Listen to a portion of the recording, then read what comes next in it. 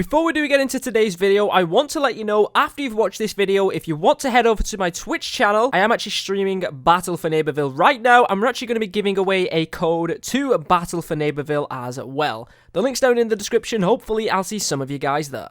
So what is going on, guys? Welcome back to another video here today on the channel. Today we're joined by a special guest.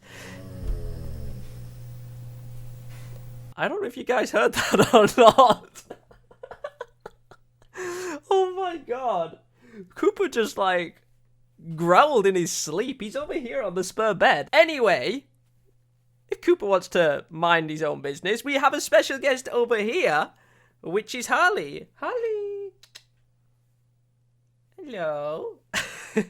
So we're joined by Harley today. She's over here asleep and that. She's missing her mummy, so she's over here on the table being as close to daddy as possible.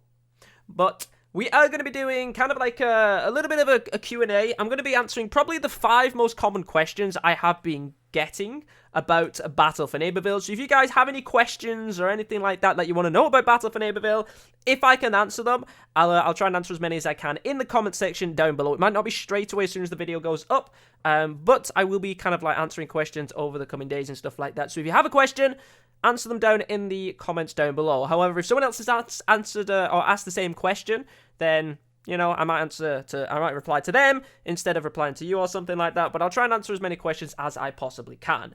And I can kind of consider these being pretty important questions. So the first one, and probably the biggest one I've been getting, is there going to be character variants in the game? And the answer to that is no. There's not going to be character variants in the game. Instead, they've gone for an upgrade system, so you can add upgrades onto your characters. They actually made a video on that yesterday. You can go and check it out if you haven't already. But there's not going to be character variants. They have the upgrades instead. Some characters do have upgrades for that character that kind of make them into variants from Garden Warfare 2 and stuff like that. For example, the Sunflower has an upgrade called Vampire Flower, where when she deals damage, she's going to heal herself. So that kind of makes them into Vampire Flower. The Chomper has Chomp Thing and Hot Rod upgrades as well to try and like make them more like variants. But you're not going to be getting straight upgrades. You're not going to be getting a Fire Pea Shooter or an Ice Pea Shooter. And as far as I'm aware, you're not going to be getting Elemental upgrades as well. So the Snapdragon is the fire character. No, the class is going to have some fire element. Electric Slide is the electric character.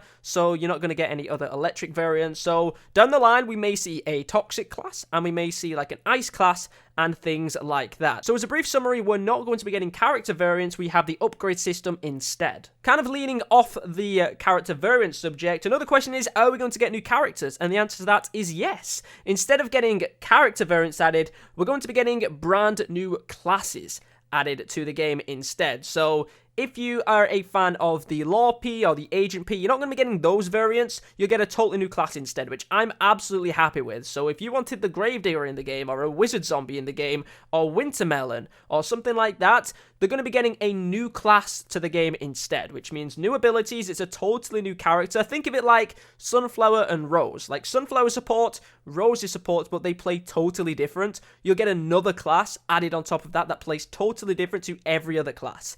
That's the direction they're going for in the game as well. So, not new variants, we've got perk system, and then we'll get new classes added throughout the development of the game, just like Overwatch does. You know, Overwatch gets new character classes here and there. I think that's what PvZ is going to be doing as well. The third question, which is also a very popular one, is a lot of people have said, you know, if I buy the Founders Edition, do I need to pay for the game at launch? Or do I need to pay anything else at launch? And the answer to that is no. If you buy the Founders Edition, you own the complete game once it goes live on October the 18th. You don't need to pay a single penny more.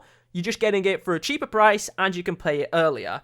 The only other alternative is you can optionally upgrade to the Deluxe Edition, which costs about $10, which gives you some awesome cosmetics and things like that. I don't know if what I showed on a video on the channel shows everything. However, it does show some awesome things, a couple of cosmetics and things like that. So you don't necessarily need to upgrade to the Deluxe Edition, but you can if you want to. And the same goes for people who buy the game on October the 18th. If you buy it on a release date, you can then upgrade to the Deluxe Edition as well. So no, you don't need to pay anything extra. If you buy the Founders Edition, you'll still have the full game at launch. You'll still have all the content that any normal person who buys the normal game at launch would get. You're just getting it for a cheaper price and you can play it earlier. Another question, which is also a very popular question, is will this game be coming to Switch? Now, I don't have a solid answer for that right now. The answer is no.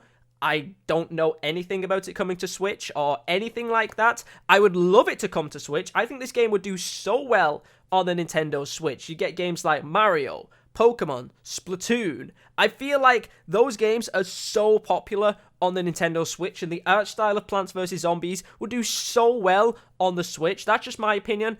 I think a lot of people want it on Switch as well. I'm hoping it's going to come to Switch. And even though we haven't had any solid confirmation, or we haven't had any confirmation at all, as far as I'm aware, it's only coming to Xbox, PlayStation, and PC, Justin did say that he really likes the Switch. So whether it's going to be coming or not, we'll have to wait and see.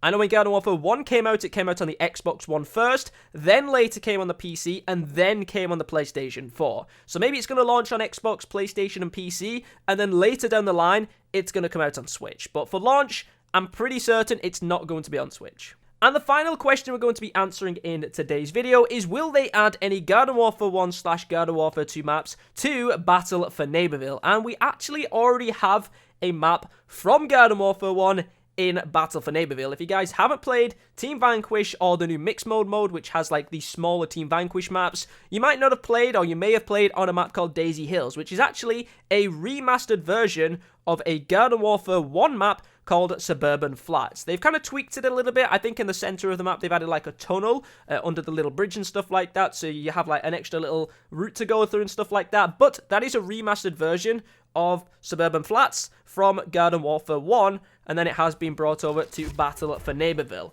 Whether they're going to add any more remastered maps, we'll have to wait and see. They have definitely showed interest in bringing new characters, new maps and things like that to the game, depending on how well Rooks and the festivals go and things like that, but the money they earn from those are going to be funded into new characters, maps, things like that. So I'm hoping we can get maybe a couple more maps added to the game. I'd love to see a lot of maps over the progress of the game added to the game. Some remastered ones would be amazing as well. Some Gardens and Graveyards one would be pretty awesome. Right now we have some which are only like 4 objectives, and I'd love to see maybe like Driftwood Shores brought into the game or something like that. And there's some Turf Takeover maps that are pretty good as well. I just don't think they would work in Battle for Neighborville. Battle for Neighborville is very much less zombified, I guess you could say. So I feel like Garden Warfare 1 maps would probably work better, which is probably why they brought Suburban Flats back. However, I would love to see some more maps coming from old games, but also some new maps as well. You know, old maps aren't necessarily always the best. It can be nicer to get a brand new, fresh map to the game, because of course we all like playing new stuff. Even though we like the classics, it's nice to play new stuff.